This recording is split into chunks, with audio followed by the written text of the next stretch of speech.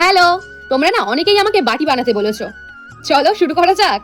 বাটি করার জন্য প্রথমেই মাটিটাকে একটু বেলে নেব। বেলার পর একটা বাটি বসিয়ে মাপ করে কেটে নেব। আমি বাটি করার জন্য এখানে নারকেলের মালা ব্যবহার করছি। কেটে রাখা মাটিটা এর উপরে দিয়ে দেব।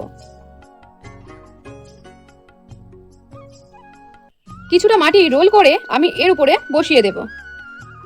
তারপরে এটাকে একটু জয়েন্ট করে দেব। এটাকে না এবার শুকাতে হবে। 24 hours later. শুকিয়ে গেছে, রং করতে হবে তো। এর আগে আমি মাটির থালা বানিয়েছিলাম আর সেই থালার রং করেছিলাম আমি লাল কালারের, তাই ওর সাথেই সেট করে আমি লাল কালারই করছি।